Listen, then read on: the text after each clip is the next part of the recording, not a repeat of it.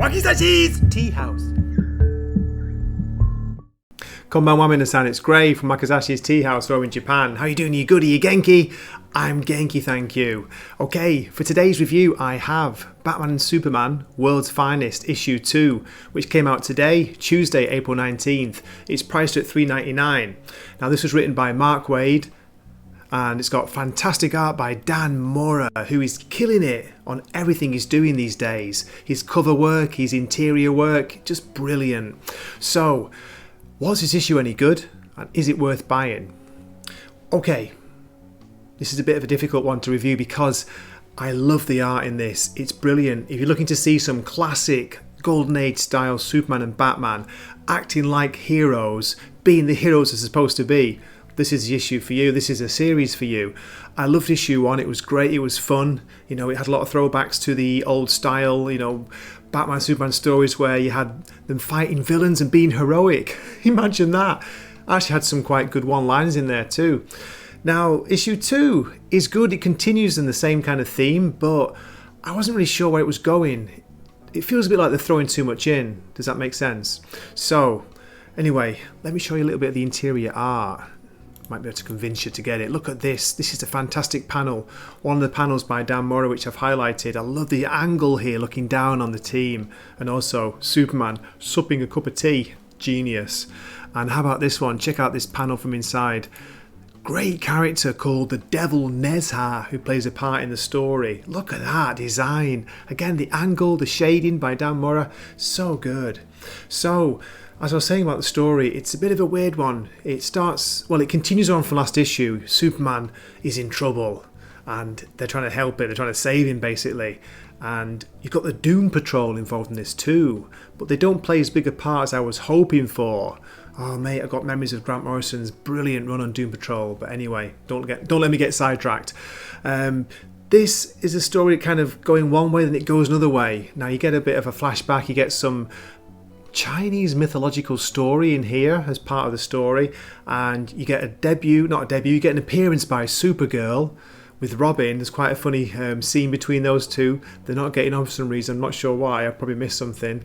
And you've got Superman and Batman working together. You also get an appearance by Billy Batson. Do you know Billy Batson? If you're a DC Comics reader, you probably do. Billy Batson is a little boy who can change into Shazam. So he's in here. You've got some weird, like, classic villains too. So, yeah, it's fun. You know, it's easy to read, beautiful art. I just felt like there was a bit, like, too much going on, or they didn't really know which direction they were taking it. So it felt a bit like Batman, Superman mixed in with Shang-Chi. Okay, there you go. That's my my summary of the review. So what I'll do as usual, I'll give you a short story summary, show you some of the art from inside the issue, and yeah, keep watching. Let me know what you think at the end. Here we go. After the shocking events of last issue, where we saw Superman poisoned by red kryptonite, this issue opens in Calder Mansion, which is the home of the Doom Patrol.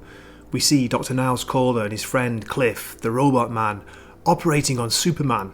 He makes an incision, opens up Superman's chest, and we see Superman's heart, but it appears to be undamaged by the red kryptonite. Instead, it's got into his blood.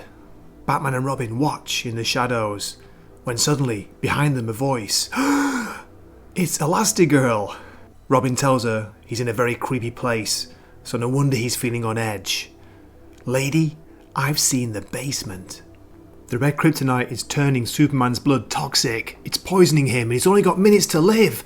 But wait, there's a chance, only a small chance, that Negative Man's radiation might be able to reverse the process. Can they beat the deadline? We see one of Superman's eyes open. What happened? Is Batman smiling? Asks Elastigirl. Robin replies, yes, it does actually happen, you know, sometimes. Okay, we switch scenes to a sitting room somewhere else in the Calder Mansion, and I want to zoom in on this panel because I love this panel. Look at this angle, the way we're looking down at the different people. Dan Mora, the artist, he's drawn it so well, he's made it look easy, but I think that's a difficult angle to draw at. I also got to point out, I love seeing Superman sipping a cup of tea, a recuperative cup of tea. we get a story from Niles Calder. He starts talking about an item of interest, which turns out to be an almost 4,000-year-old sword they picked up from a madman who'd named himself Zal. Then Dr. Calder asks, "Are you familiar with the legend of Nezha?" "Of course," says Batman. Then we get a couple of pages of backstory where we learn that Nezha was the son of one of China's oldest and most powerful warlords. His son died in battle, and his father was distraught, and he looked for ways to resurrect him. After years of hard work by his father, he managed to resurrect his son, but his son went crazy with it and became known as the Devil Nezha. He embraced mysticism, magic weapons, and he used such cruelty that the foes couldn't believe. That's why they nicknamed him the Devil. Superman asks how was he stopped from conquering the world if he was so powerful. Dr. Calder shows an old scroll of a noble house of Ji, an assembled team of magical warriors who fought and imprisoned Nezha.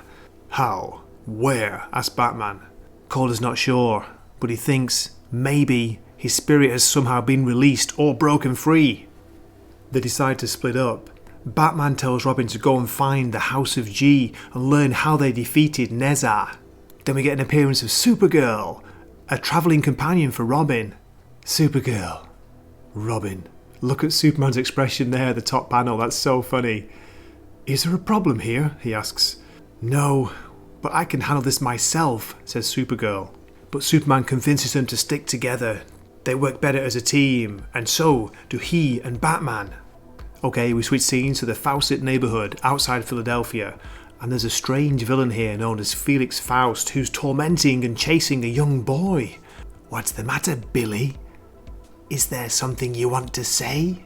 Superman and Batman arrive. Shoo! Superman grabs the boy, Batman attacks Felix Faust. But what's this? Has Superman underestimated Faust? He's got some kind of shield. Then they're grabbed by some weird kind of golden energy binders. Batman gives Superman a hint. He can still hear us. And then Faust starts laughing as Superman seems to start whistling. What are you doing? I hear nothing.